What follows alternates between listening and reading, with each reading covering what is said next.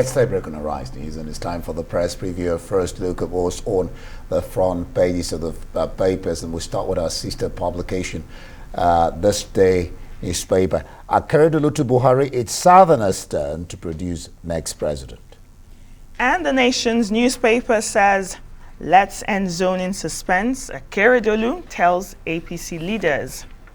And we have the Punch. Dumping rotational presidency will cause crisis. This is coming from Akeredolu and some of the senators. Akeredolu making front page again. The Nigerian Tribune plots to jettison zoning. Akeredolu, Ndume, Kokori, Bamidele, others, one APC. That's on page 2. I will go to some international papers now. We'll take The Guardian. Biden leaked anti-abortion ruling imperils civil rights. And the Independent, pictures of protesters clashing outside the Supreme Court yesterday. Outcry at court's threat to abortion rights across the U.S. All right, let's look at the Times. Don't take away my rights. Polly Vernon on abortion. Abortion thing is making so much news, and of course you see the picture of Elon Musk there on the front pages. We're bringing Emmanuel now, Emmanuel Bello. Emmanuel, glad to have you. Good morning. Good morning. Yeah, good morning to you. Let's look at this day. This day, Akeredolu is saying to the president, it's Southerners' turn to produce the next president. Is it the president's decision or the party's decision? Well, yeah, you're right. It's not even the president's decision to make. It's the party's decision, and you know the party is in full. The APC, the national chairman, is in full control of the party. I think this whole controversy started when the APC chairman said recently that the party is not yet sure or has not decided. So the pushback you're getting from all these stakeholders is like, look, it's time to end the impasse. It's time to end the suspense, like one paper is reporting. End the suspense, do the needful, tell the nation the direction to go. This is already generating a lot of, talks and rancor in the system already. So this is just a way of pushing, the presidency, yes, because he's still the leader of the party. And of course, the party itself, because it's about the party, it's what the PDP or the APC, or as a matter of fact, the other parties are doing that will determine the direction of the election. So, Akeredolu is coming, and then he's, of course, speaking as the chairman of the governors of that party. It's a very strong voice in saying, look, end this talk. Of course, the conversation or the debate heightened, and the emotions heightened again when Angwabla is, almost suggesting that there's no point for any form of zoning, and that they are ready now. They are ready to continue. The North is ready to continue ruling. That is one thing nobody is waiting to hear, and you're going to hear more strident calls from various angles. People saying that this is not right. You have to push, the power needs to rotate.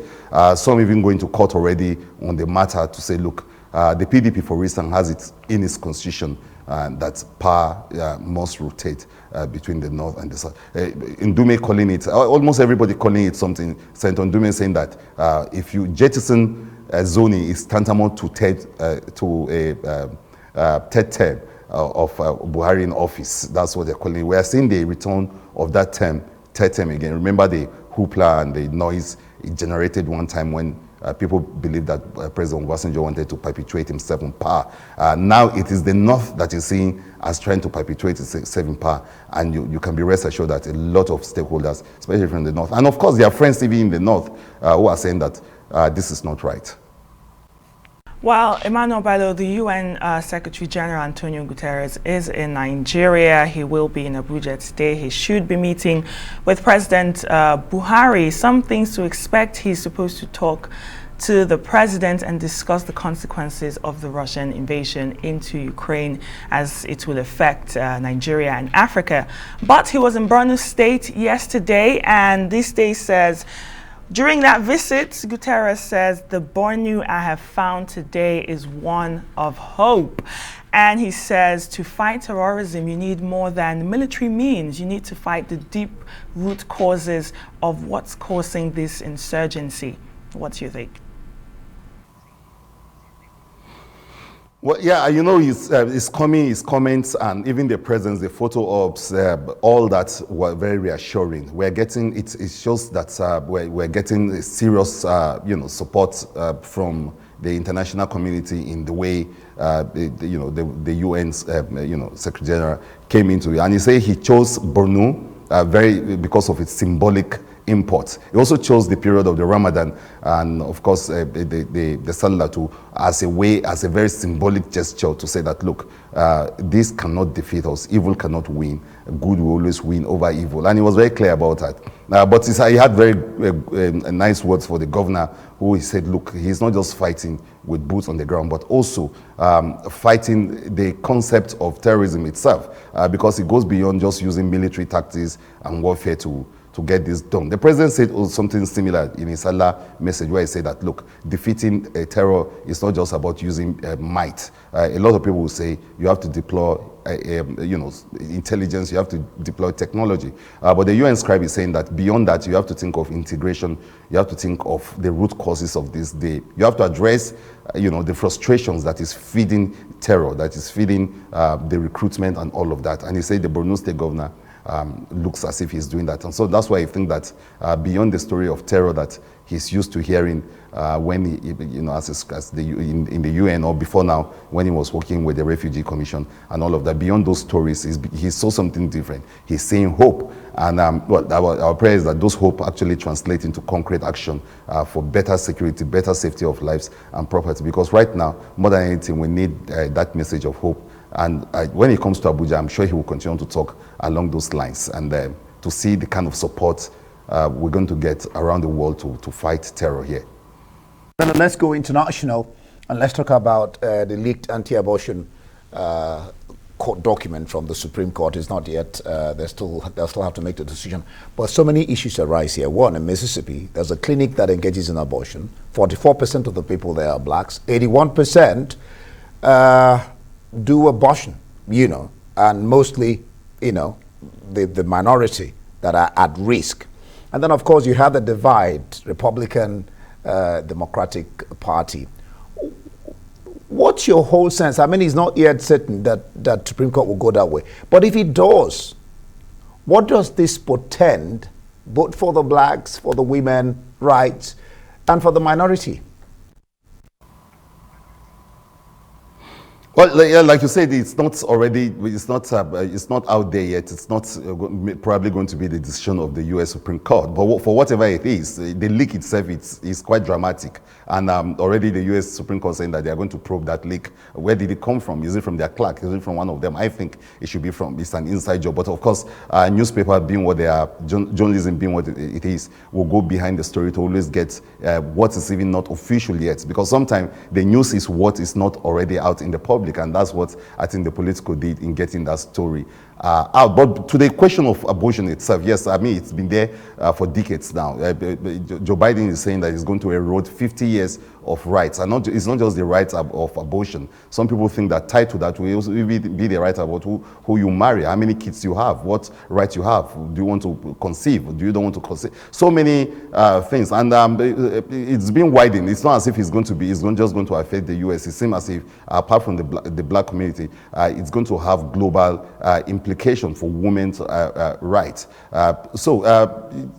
Practically, this is huge, and it's a development that we need to keep our eye on. I think beyond women group, a whole lot of people who love freedom around the world will continue to weigh in on the matter of women's rights to abortion. Out here in Nigeria or in Africa, it's an area that you don't see too much litigation or even laws around. But of course, again and again, you see groups saying that women have got the right to keep a baby or not to keep one. There are arguments right in the middle where some people think that abortion is wrong.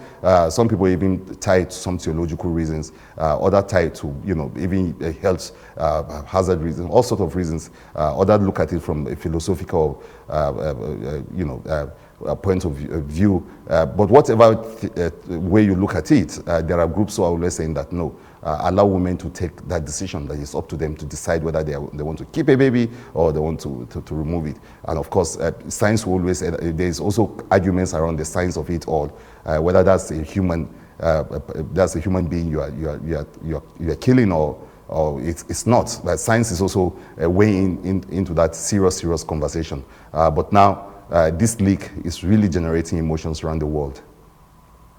Emmanuel, and the Supreme Court, like this day is reporting, has ordered a probe into the leak. The Supreme Court is a really tight-knit institution that does not have any leaks, so this is really important. And some people are saying that they're talking about this leak just to avoid the wave, Emmanuel, because if this decision goes through, the impact and the significance it will have not only in America but also all over the world, like you just said, because America is used, I mean, this is debatable, but it's used as a yardstick to measure human rights in the world, isn't it?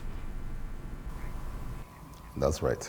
Yes, I think that's why I think this is very important, and it's going to be a talking point in almost all cycles where people are talking about this, because yes, that's the heart of democracy, the rights of people. But the Republicans actually also see it as some form of progress. It's the Democrats that are up in arms and saying that, look, you are infringing on the rights of women. And like the president said yesterday, Joe Biden, he said, look, it's not even just restricted to the issue of abortion, but this will take away so many other rights. Who, for instance, you are supposed to marry. When you begin to restrict people, when you begin to do restriction, you don't know how far those restrictions will go. They might even affect every other thing that people take for granted today. So I think that is why this has a wide range implication, not just for the US, but for the world and the way women's rights are viewed. So this is why I think it's very important. That's why I think this leak is very fundamental, and all eyes will be on the US Supreme Court to see what it does further after this. All right, we'll leave it there. Thank you so much, Emmanuel Bello, on the press preview.